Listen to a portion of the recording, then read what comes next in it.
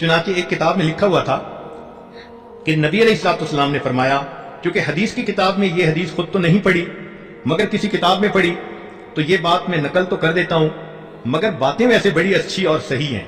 मुमकिन है कि हदीस मुबारक ही हो, अल्लाह जाने, उलमा बेहतर समझते हैं। नबी अलैहिस्सलाम ने फरमाया कि बच्चों की 5 सिफात बड़ी अजीब होती हैं। बच्चों की 5 सिफात बड़ी अजीब होती हैं। सबसे पहली सिफत कि बच्चे रो रो कर अपनी बात को मनवाते हैं। वाकई ये कितनी प्यारी सिफत है। अगर बड़ों को ये सिफत मिल जाए और वो अल्लाह के दर पर रो रो कर अपनी बात को मनवाएं तो कितनी आला बात है।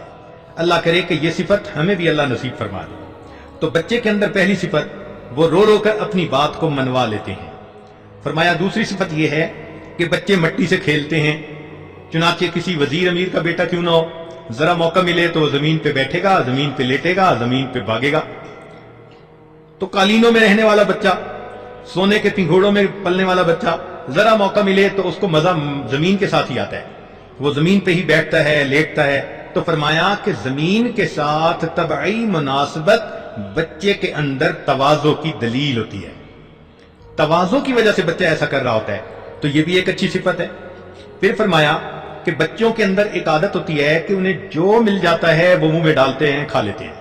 और बाकी हमने बच्चों को देखा, गरीब घर के बच्चों को माँ जब बच्चा रोता है तो उनको खुश्क रोटी का टुकड़ा दे देते हैं, वो खुश्क रोटी का टुकड़ा चबाते हुए खुश हो जाते हैं। तो बच्चों को जो दे दो, सादा खाना दे दो, पुरतकल्लफ दे दो, बच्चे उसी को खा लेते हैं। और जब उनको भूख होती है तो अपने पेट को भर लेते हैं।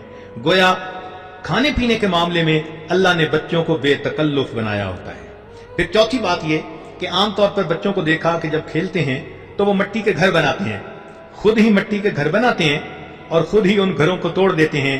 फरमाया कि ये सिफत कितनी अच्छी कि वो बता रहे होते हैं कि दुनिया दारुल फिना है, एक वक्त आएगा कि हमें इस दुनिया के कारखाने की हर चीज को छोड़कर यहां से चले जाना होगा। 5वीं सिफत फरमाया कि बच्चों के अंदर यह सिफत बहुत अच्छी है कि अगर बच्चे थोड़ी देर के लिए एक दूसरे से झगड़ा कर लेते हैं तो फिर सुलह करने में जल्दी करते हैं।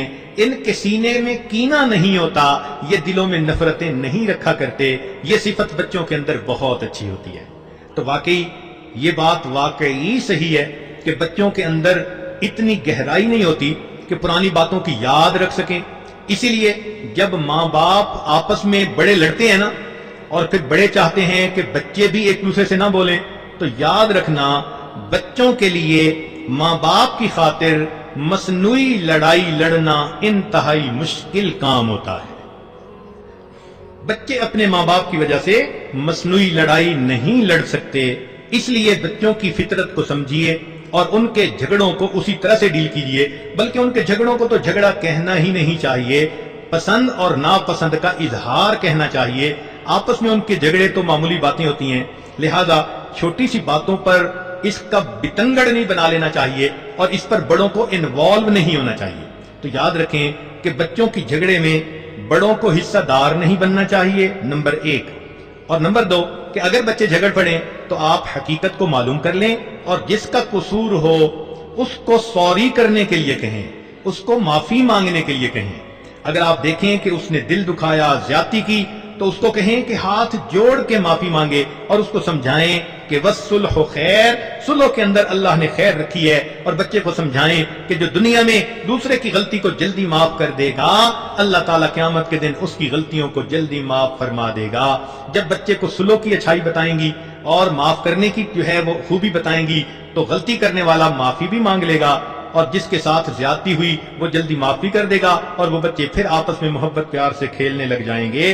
अल्लाह रब्बुल इज्जत हमारे घर के बच्चों के अंदर से इन झगड़ों को खत्म फरमा दे और बड़ों को उन झगड़ों में इन्वॉल्व होने से अल्लाह महफूज फरमाए।